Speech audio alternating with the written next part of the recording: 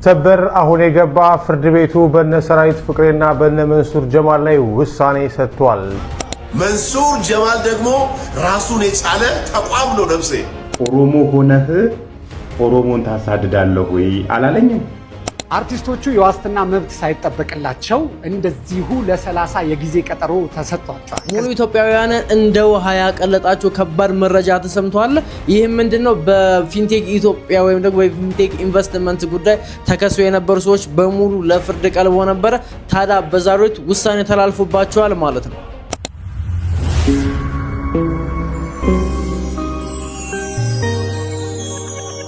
አርቲስቶቻችን በሙሉ በቁጥጥር ስር ውለው በዛሬው ዕለት ፍርድ ተሰጥቶባቸዋል ማለት ነው።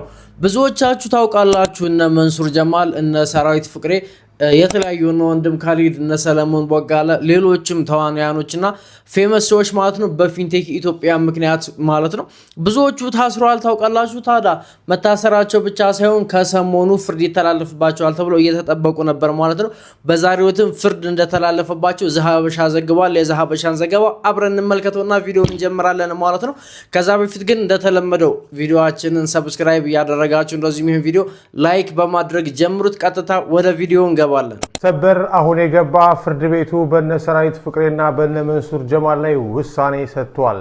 በአዲስ አበባ ከተማ የፌዴራል ፍርድ ቤት ግቢ ዛሬ አርብ መጋቢት 18 ቀን ከተለመደው እጅግ የተለየም ከባድ ድባብ አስተናግዷል። በፊንቴክ ኢንቨስትመንት የገንዘብ ማጭበርበር ወንጀል ጠርጥረው በቁጥጥር ስር የዋሉት ታዋቂ ጥበብ ሰዎች እና ቲክቶከሮች የፍርድ ቤት ውሳኔያቸውን ለመስማት ተሰልፈዋል።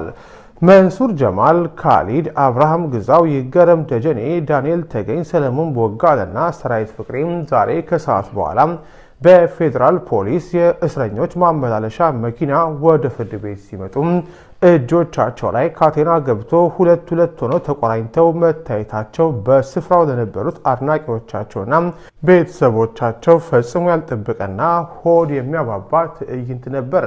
ገንዘባቸውን ለተበሉ ወገኖች ደግሞ ተስፋ። እነዚህን ምንጊዜም በደማቅ መድረክና በፈገግታ ለማየት የለመደ ሕዝብ የችሎቱን ሂደት ለመከታተል በከፍተኛ ቁጥር ወደ ፍርድ ቤቱ ግቢ ተሞ ነበር። የችሎቱ አዳራሽ ሙሉ በሙሉ በመጨናነቁ ምክንያት አብዛኛው የታሳሪ ወዳጅ ጓደኛና ቤተሰብ ከውጭ ሆነው የመጨረሻውን የፍርድ ብይን በከፍተኛ ጉጉት ሲጠባበቅ አምሽቷል። ከውጭ የነበረው ቤተሰብና ወዳጅ ዘመድ የነበረው ብቸኛ ተስፋ ምርመራው ተጠናቆም ዛሬ ማታ ታሳሪዎቹ በዋስ ይፈታሉ፣ ከኛም ጋር ወደ ቤታቸው ይመለሳሉ የሚል ነበረ። ተበዳዮች ደግሞ በተቃራኒው። ነገር ግን የችሎቱ ሂደት የተስፋውን ያህል አላማረም። የፍርድ ቤቱ ውሳኔም የጠበቁት አልሆነም። ጉዳዩን የተመለከቱት ዳኛ መርማሪ ፖሊስ ተጨማሪ የሰነድና የሰው ማስረጃዎችን ማሰባሰብ ይቀረኛል በሚል ካቀረበው የ14 ቀናት ጊዜ ቀጠሮ ውስጥ 12ቱን ቀናት መፍቀዳቸውን በችሎቱ አስታወቁም። ይህ ማለት ታዋቂዎቹ አርቲስቶችና ተጽዕኖ ፈጣሪዎች ለተጨማሪ 12 ቀናት በማረሚያ ቤት ቅጥር ግቢ ውስጥ ይቆያሉ ማለት ነው። ይህ ውሳኔ ሲሰማ ከችሎቱ ውጭ ይጠባበቁ በነበሩት ቤተሰቦችና ወዳጆች ፊት ከባድ ድንጋጤ፣ ጭንቀትና አለማመን በግልጽ ይነበብ ነበር። የታሳሪ ቤተሰቦች ሀዘናቸውን መቋጠር አቅቷቸው በችሎት ደጃፍ እንባቸውን ሲያፈሱም የዘሀበሻ ዘጋቢዎች ተመልክተዋል። ፍርድ ቤቱም የፖሊስን ተጨማሪ የምርመራ ውጤት ለማዳመጥና የእነዚህን ታዋቂ ሰዎች ቀጣይ ዕጣ ፈንታ ለመወሰን የፊታችን መጋቢት 30 ቀን ተለዋጭ ቀጠሮ በመስጠት የዕለቱን ችሎት አጠናቋል። ተጨማሪ መረጃ በዘሀበሻ ዜና ተመልከቱ። እንደምታውቁት ከሰሞኑ መንሱር ጀማል ውጭ ቆይቶ ነበር የመጣው። ታዲያ ከዛ ከመምጣቱም የተለያዩ ሰዎች ያው ፊንቴክ ኢንቨስትመንት እንደምታውቁት መኪና እንሰጣቸዋለን ቅድሚያ 900 ሺህ ብር ክፈሉ በማለት 900 ሺህ ብር እያስከፈለ የተለያዩ ሰዎችን ያጭበረብር የነበረ ድርጅት ነው። ሲያጭበረብር ከቆየ በኋላ አሁን ለመኪኖቹ ማምጣትና መስጠት አልቻለም። ያ ስለሆነ ደግሞ መንሱር ጀማል ከሀገር ወጥቶ ሌላ ሀገር ላይ ነበር ቆይቶ የመጣው ኢብራሂም ትራኦሬ የሚመራት ሀገር ላይ ማለት ቡርኪና ፋሶ። እዛ ቆይቶ ሰንብቶ ልክ ኢትዮጵያ የገባለት ከመግባቱ ማለት ነው። እንዳያችሁት ቪዲዮን ብዙዎቻችሁ አይታችሁታል ብዬ አስባለሁ። መንገድ ላይ አስቁሞ እያናዘዙት ነበረ። መኪናችንን ትሰጠናለህ፣ አንተን አምነን አንተን አውቀን ነው በአንተ ኃላፊነት ወስደን ነው አንተን አውቀን ነው መኪናውን የገዛን ሲሉት እንዴት ወቃችሁ ማን ወቁኝ አላችሁ የሚል ትንሽ ደባሪ የሆነ መልስ ሰጥቷቸዋል ማለት ነው። እንደዚህም በግልጽ ነው ማን ወቁኝ አላችሁ ብሎ ያላቸው ማለት ነው። መንገድ ላይ ይዘው እያስጨነቁት ነበረ። እሱም ቪዲዮም ልጋብዛችሁ።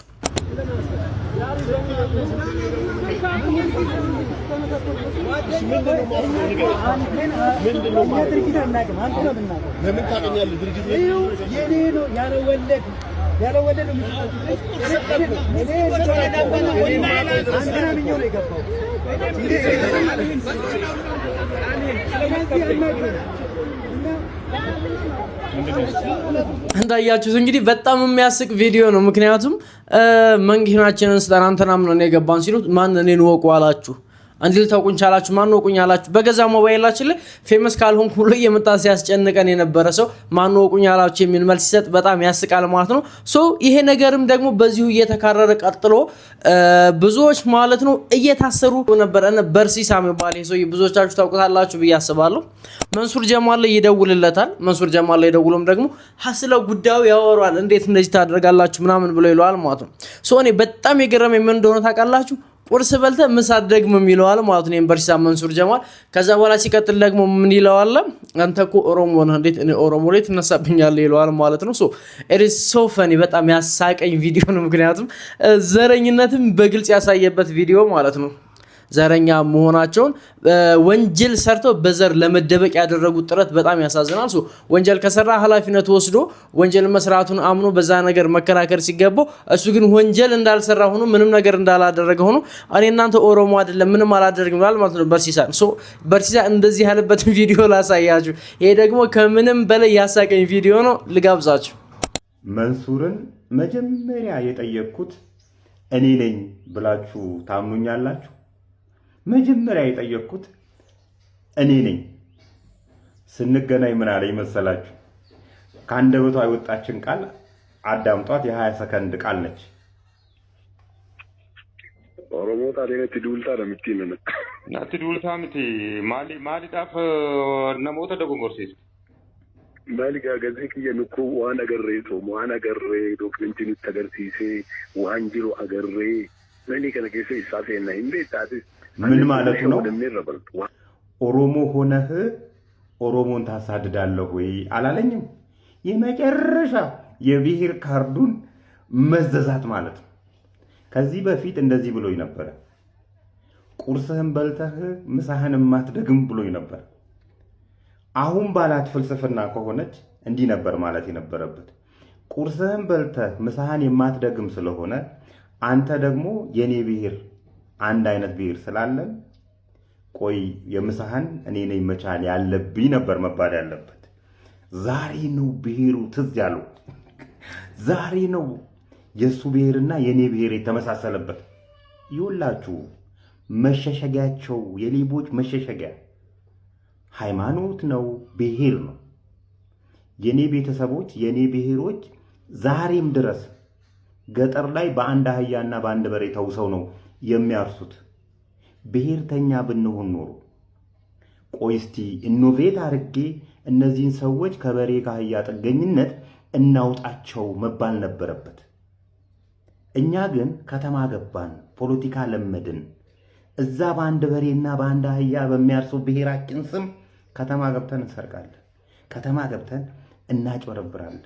የትኛውም ብሔር ለራሱ ጥቅም ለራሱ ሆድ ሲል እንጂ ለራሱ ብሔር ብሎ የሚሰራ አንድ ግለሰብ አጠሩልኝም፣ አንድ ፖለቲከኛ፣ አንድ ባለሀብት አጠሩልኝ። ሁሉም በብሔሩ በሃይማኖቱ ስር ተሸሽጎ የራሱን ቅርስ ለመሙላት ነው። ጥሩ ማሳያ ነው ይሄ፣ ጥሩ ማሳያ ነው ይሄ። ዛሬ ነው ብሔሬ ትዝ የሚለው። ከዚህ በፊት ቁርስህን በልተህ ምሳህን የማትደግም ዜጋ ያለኝ ሰው ነው። ቁርሴን በልቼ ምሳዬን ስለማትደግም ላግዝህ አላለኝ። ይሄ ነው ትክክለኛ ምሳሌ ሊሆን የሚችለው። አንድ ሰሞን የጾሙ ሰሞን እስልምና ውስጥ እንዲህ ሲሽሎኮሎክ ነበር፣ አልተቀበለውም። አይሆንማ፣ ለዛ ሃይማኖቱ ለሚፈልገው ነገር የሱ እንትን አይሆንም።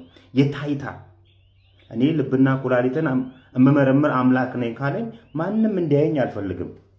ንጹህነቴን አምላክ ነው የሚያየኝ። እስልምናውም ሌላም ሃይማኖት ይሄንን ነው የሚለው ይመስለኝ። እንደዚህ ናቸው ነው የምላችሁ። ለማንኛቸውም ያን ጊዜ የነበረኝ መልስ ከዚህ ሰፈር አባረርሃለሁ ነበር ያልኩት። ታስታውሱ እንደሆነ ከዚህ ሰፈር አባረርሃለሁ ነው ያልኩት። በዚህ አጋጣሚ ሰሞኑን ፊንቴክ ኢንቨስትመንት 600 ሚሊዮን ብር ያጭበረበረው የሚለው ዜና ፍጹም የተሳሳተ ዜና እንደሆነ እንድታቆልኝ ይፈልጋሉ።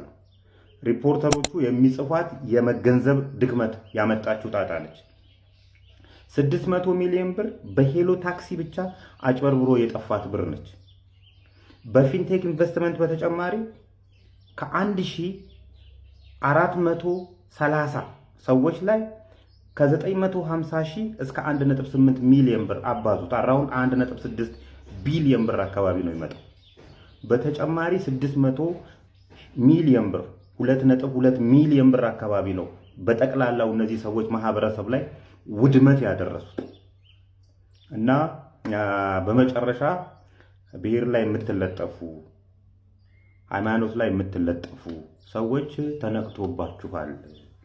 አዳነች አቤቤን ምንትሉ አዳነች አቤቤን ስለወደዳችኋት አይደለም፣ የራሳችሁን ከርስ ለመሙላት ነው። ለጠቅላይ ሚኒስትሩ ኩላሊት ካልሰጠን የምትሉ ሰዎች አትሰጡም። ውሸት ነው፣ ውሸት። ለማንኛቸውም መልካም ቅዳሜ። የሚገርማችሁ ነገር ከጥቂት ዓመታት ወይም ደግሞ ከ1 ዓመት ከ2 ዓመት በፊት ማለት ነው መንሱር ጀማል ኃላፊነት እወስዳለሁ ፊንቴክ ኢንቨስትመንት ቀላል ኢንቨስትመንት አይደለም። ኢንቨስትመንት ማለት ትልቅ ድርጅት ነው። አሜሪካኖች ምኖች መጥተው በዶላር ኢንቨስት የሚያደርጉበት ነው። በዶላር ኢንቨስት ስለሚያደርጉ ኢንቨስትመንት የተባለው ብሎ በራሱ ማለት ነው ዘግቦ ነበር። አሁን ላይ እንደዚህ አላውቅም አላየሁም ብሎ የካደው የደመደመው ጉዳይ ማለት ነው። ከዚህ በፊት ግን እኔ አውቃለሁ፣ እኔ እሰራለሁ፣ እኔ እንዲህ አደርጋለሁ ብሎ በኃላፊነት ሲሰራው የነበረው ነው ማለት ነው። ቪዲዮውን ደግሞ የሱንም ላሳያችሁ።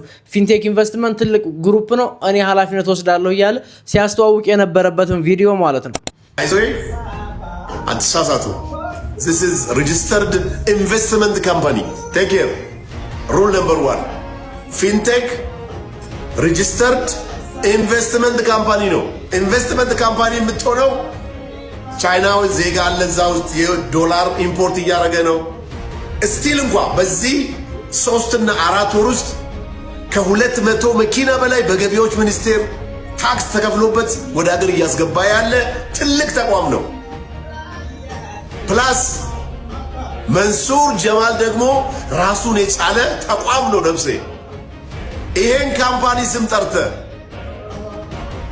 መንሱር ጀማል ስሙን ጠርተ